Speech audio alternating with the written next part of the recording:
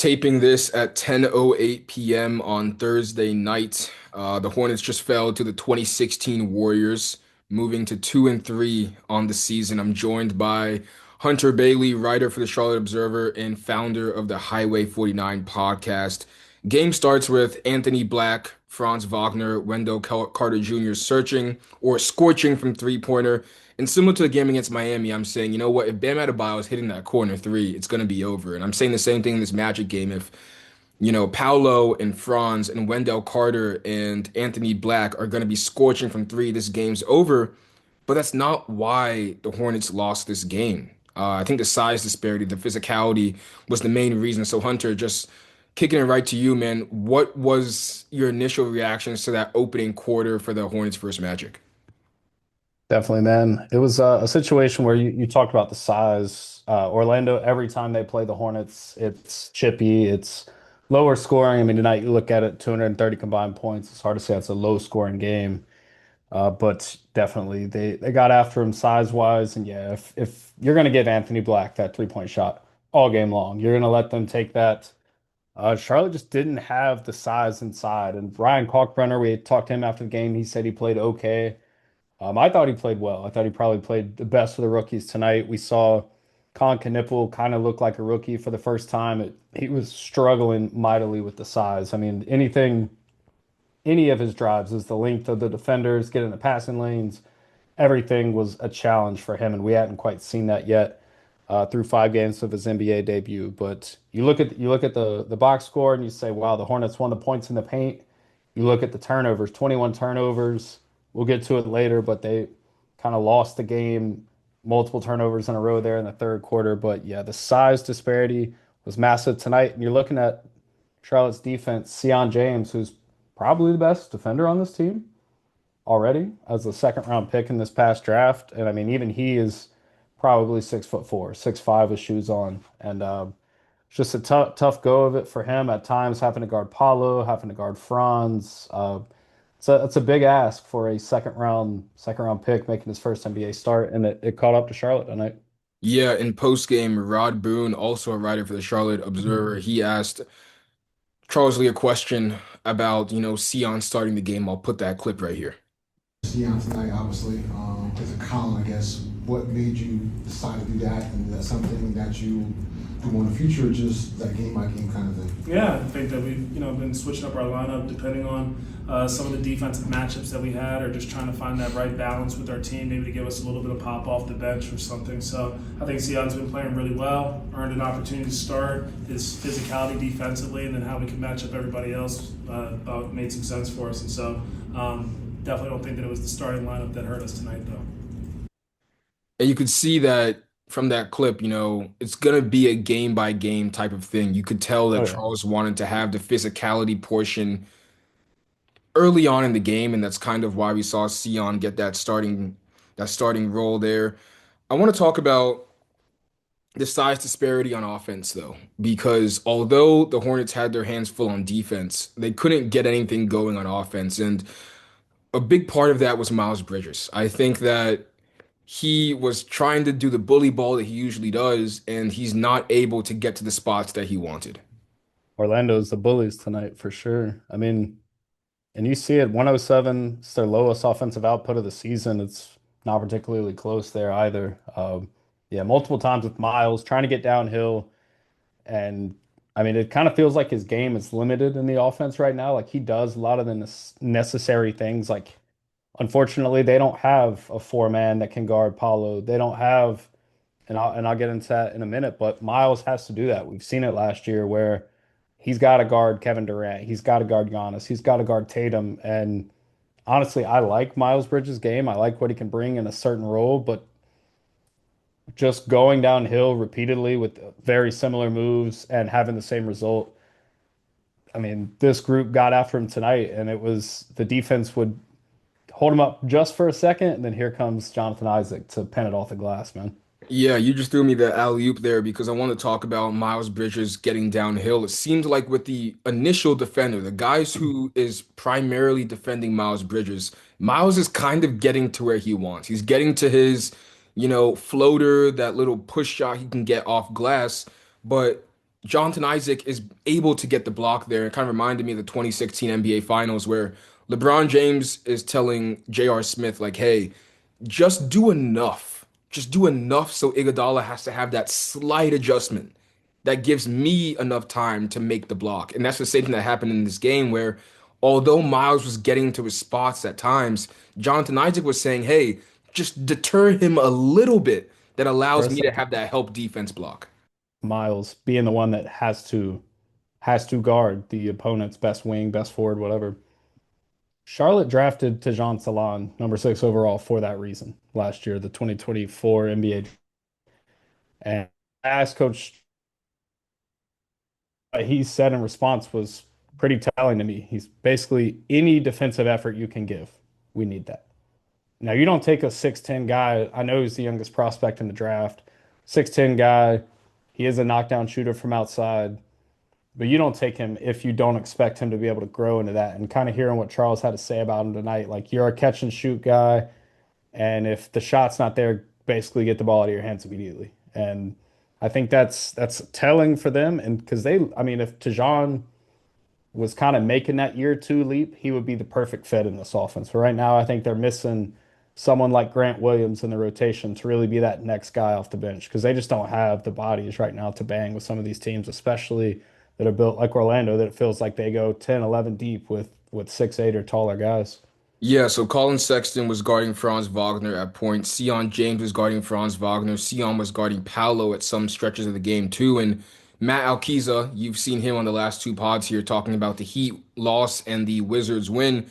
He was saying, Colin's doing a relatively good job on Franz Wagner, and he's absolutely right. The thing is, though, that just the threats or just people seeing that Sexton is on Franz shifts the entire defense. Even if a player might be playing good defense on someone, just the threat and the optic, the look of it is helping the Magic offense still. So that's first quarter. Let's move to the second quarter because the Hornets weren't able to do anything. Every action they were running was getting blown up. And most actions I'm talking about are LaMelo Ball DHOs. He's dribbling it, hands it off to someone, runs away, comes right back to the ball. Now he has momentum. He's curling off of a screener that he just gave to the ball. That's again getting blown up. Con Knipple, he can't curl off of these shots for threes or getting downhill to use both feet, play off 2 feet because they're getting blown up every single time.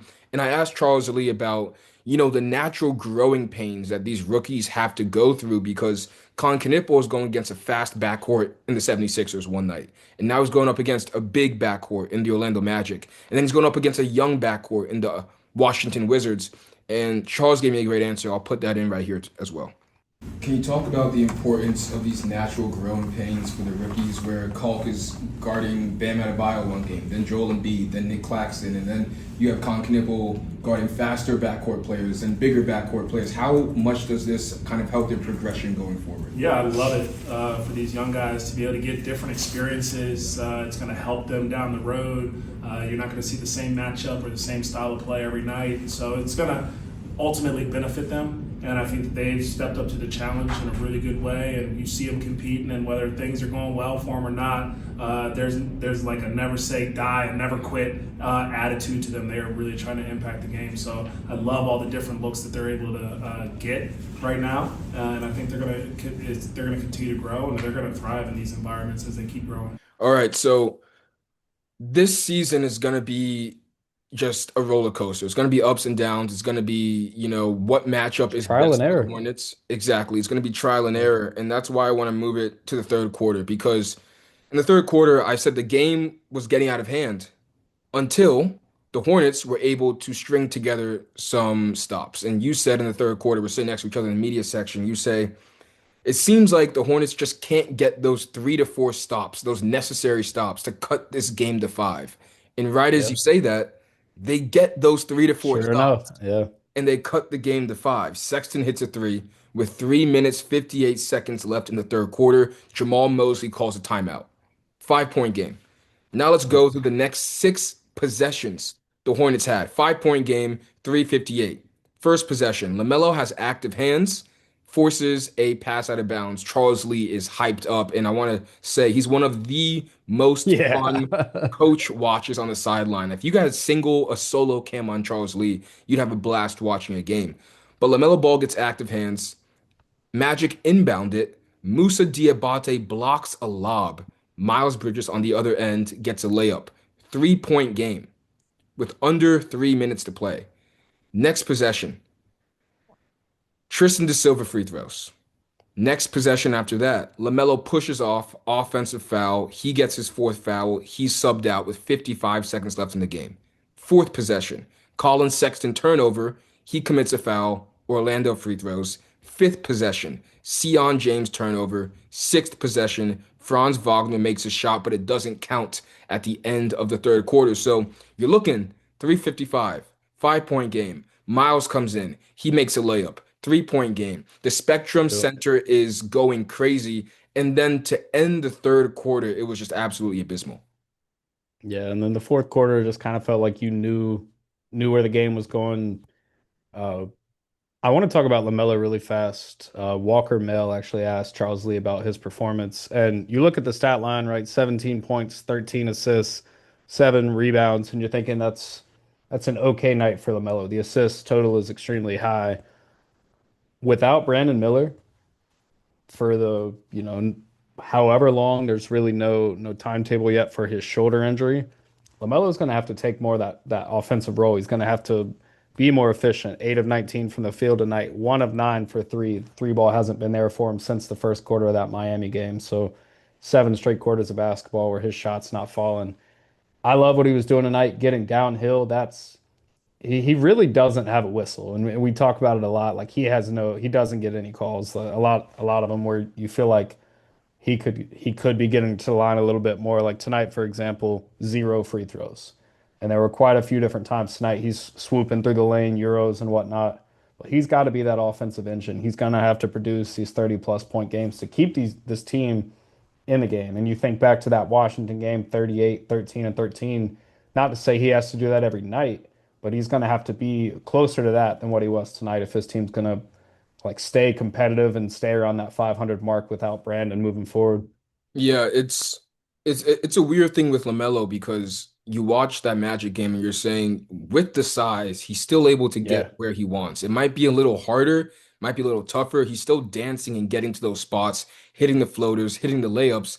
But like you said, 1 of 9 from three, and it's not just that he's not shooting well, it's what type of threes are you getting? What type of threes are they generating? In pregame, we got to ask Charles Lee about the Hornets are taking, or they're attempting significantly more corner threes than they were at the same time of last year. And Charles said that's not an intentional thing, but the style of play that we have now compared to last season is naturally allowing us to have these better looks, more space, more pace. People are playing better with that space, or we're getting open corner threes. That wasn't the case in this game. Some notable quotes I want to put out before we wrap up from the post game. Charles said it's not the starting lineup's fault for this game. And I'm not saying that he was blaming it on someone else, but based off the question he was given, he is saying, hey, starting lineup, of course, they may have been undersized, 3 rookies in the starting lineup, but they did hold their own. When talking about Miles Bridges, he said it's difficult when you have to guard the opposition's primary ball handler, it wears on you. So he's saying that Miles's role isn't just, hey, it's limited, he's doing hooks, he's getting floaters. It's also that he's guarding Paolo Banchero, possession in, possession out. When talking about LaMelo, Charles Lee said some of the mishaps were from lack of movement. So this is like a in totality thing. It's not in a vacuum LaMelo's playing bad. In a vacuum Miles is playing bad. It's the style of play we have, the physicality we have wasn't there. And in result, we're getting all these domino effects because we didn't play how we were supposed to.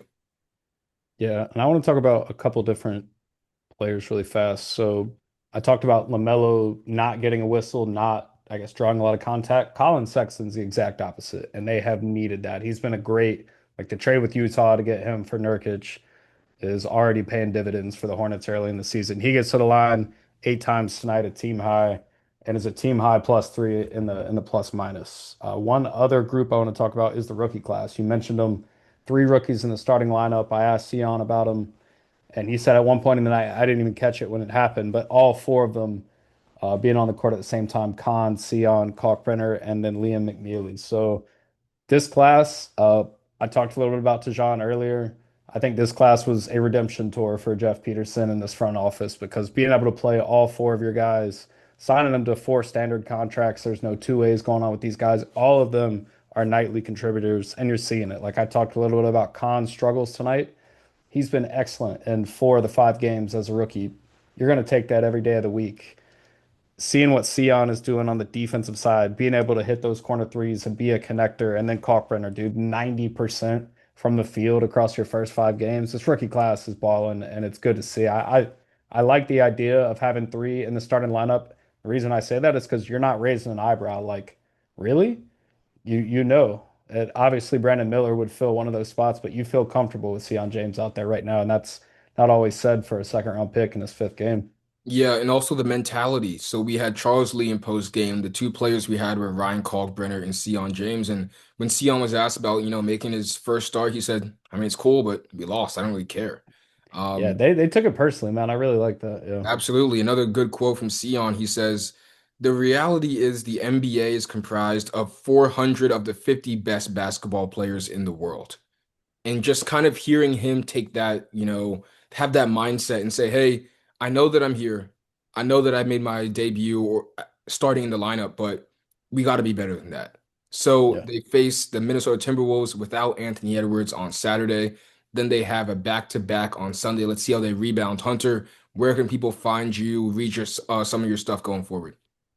Definitely, man. Check the Charlotte Observer. I mainly cover the Charlotte 49ers for them, some fill-in Hornets work there, and then the Highway 49 podcasts. But yeah, appreciate you having me on, man. Yeah, absolutely. So what, 10:24 Thursday night, and we kind of said we want to keep these going. We did them for the away games with Matt Alkiza. You can expect to see Hunter for these home games as we do these recaps. The way I think of it is what a blessing it is to be tired from doing something you're passionate about, something you love. We love talking about the NBA. We love covering the NBA. So, you know, if it's late, who cares? We want to talk hoops. Thank you guys for listening. Until next time. Peace.